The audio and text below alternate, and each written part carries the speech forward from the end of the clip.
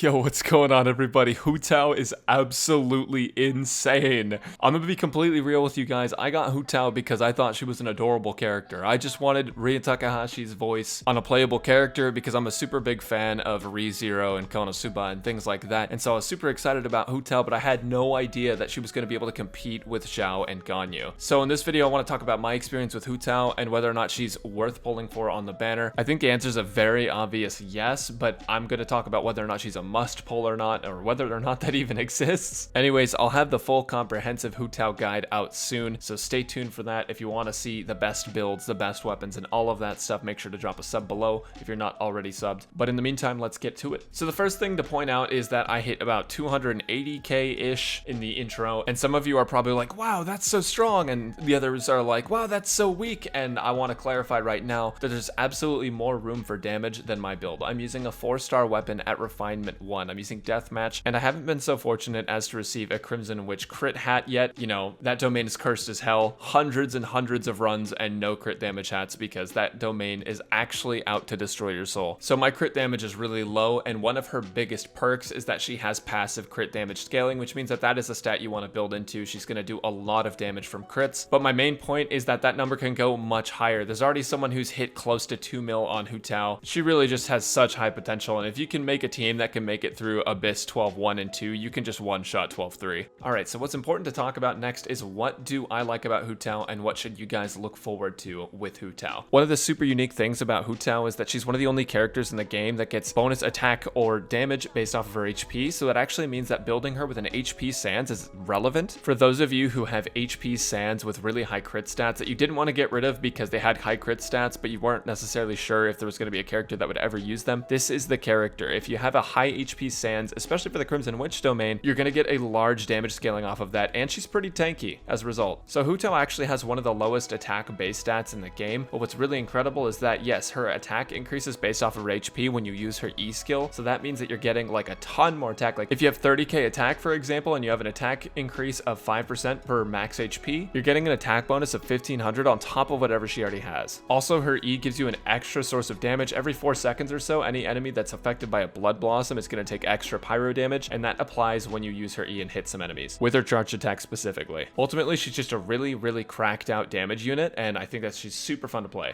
There's other passive buffs that she gets, like her pyro damage bonus is increased by 33% when her HP drops below 50%, and there's other stuff too, but I want to talk about that more in the big guide that I'm going to release really soon, so stay tuned. Also, as you saw at the start of the video, the skill damage for her Q is really high, and it actually does more damage if you're at lower health. So she plays really well as a burst unit, and she plays really well as a sub DPS or even a main DPS if you can manage to keep her auto attacks pretty strong too. All of today I've been playing her at Constellation 0, and she's just really a great unit even if you can't manage to pull constellations, but if you can pull constellations, oh boy. Her first constellation makes it so that when she casts her E, she doesn't use any stamina when she charged attacks, and for those of you guys who don't know, her charged attacks in her E are actually different. They're faster and they do more damage, so you're able to constantly spam charged attacks, and you're able to use animation cancels to even speed this up more. It's like a 30% damage increase. It's actually nuts. And when I say damage, I mean DPS output. But what's really fun about it is that it makes you feel like Xiao, kind of. He has a limit on how many dashes he can do, and you can just keep dashing like until you're out of stamina, and you also have extra stamina to kite if you're at Constellation 1. So realistically, it's just super fast paced and super fun. And if I haven't mentioned already, it absolutely shreds everything. Constellation 2 is also kind of nuts. It increases Blood Blossom damage by 10% of Hu Tao's max HP, which just means you're going to get like a flat 3k damage increase on Blood Blossoms if you're using like 30k HP. Constellation 4 is also pretty good if you use her as a sub DPS because it increases party crit rate by 12% for 15 seconds when Hu Tao kills something that she put Blood Blossom on. So in theory, because of her Ascension passive that gives her another 15% crit rate passed on to whatever party member that's not her after she switches out, you might be able to build a character with extremely low crit rate and put sole focus into crit damage and switch them into burst between Hu Tao's E's during that like little 6-second window or so, and you should be able to put out a ton of damage just in between each one because those characters' crit rates will be increased, which means that they're going to be more likely to crit, and since you have so much focus on crit damage as is, you'll probably crit like 50 to 70% of the time, and you're going to be doing like 60% more crit damage minimum. Funny enough, although her C6 is actually like super good, I feel like it's probably the worst constellation because it makes it so that when she drops below 25% HP or if she suffers a lethal strike, she basically can't die for 10 seconds. It gives you 100% crit rate, which is really good. It means that you you could just switch to a full crit damage build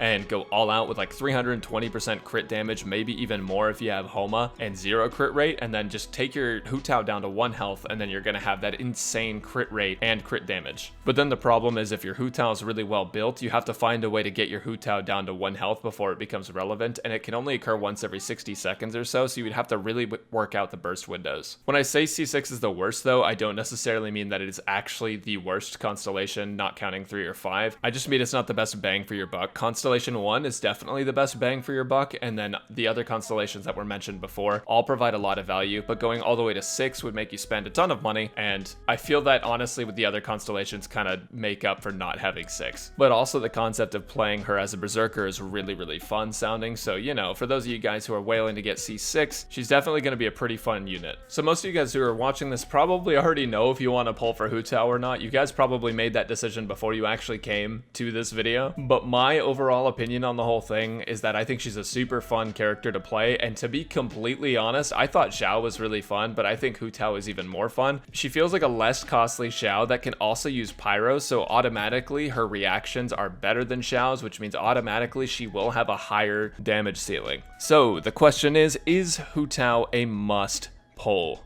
The answer to this is no. Who the fuck is a must pull? You can kill anyone with anything in this game, dude. All you need is good artifacts and a built weapon. Anyone who says any character is a must pull is fucking lying to you. Just play who you want to play, dude. But in my opinion, I do really like the character. If I had to review this character, I'd give her a 9 out of 10. I don't know that a single character can get to a 10 out of 10 for me, but I think she's incredibly fun. Her character's kind of like playful and funny. You get some cute voice lines, and she does a heck ton of damage. Okay, but not basing it on this character specifically, but on the 4 stars associated with it, this is where I would urge you to maybe not pull if you're unsure. These characters have been on banners time and time again, and many people already have C6 to them if they rolled for any other 5 stars that had the same characters on this banner. I swear the past like 10 banners have given me like C70 Xiangling, and honestly, it's not really worth it to me for the 4 stars. I would say if you're interested in Hu Tao and you have the guarantee, I would pull for Hu Tao, because then you can skip most of the 4 stars that you would have if you weren't on a 50-50. But if you already have a lot of these 4 stars C6, you are going to run into trouble on this banner with those, so keep that in mind. If you have C6 characters, it may be worth waiting until she gets a rerun in the future. The other thing to consider is, do you already have a bunch of carry DPS? Like if you have D-Luke, you don't necessarily need another pyro carry unless you're trying to run a pyro carry on each side of the spiral abyss. But if you're talking to yourself at night and you're like, dang, I really could use a pyro carry, or dang, I could really use a cute waifu to carry me, this is your moment. You better pull on that banner. Also, if you have Jingcho built really well, you should probably invest in Hu Tao, because those two are probably the best combo in the game right now. Anyways, that's all I got for you guys. I hope you've enjoyed. The full guide for Hu Tao, the ultimate play guide, will be up very soon. Stay tuned. This character is extremely complex, and it's going to take me a lot of research and time to figure everything out, but I have already started on the video, and I will get it to you guys soon. Thank you guys so much for watching. If you've enjoyed the content, make sure to leave a like down below and subscribe if you want to see more Genshin Impact stuff. I go live at twitch.tv/Braxophone pretty regularly. If you want to go follow me there, you'll be able to see some live stream content. And other than that, thank you guys so much for watching. Have a wonderful week.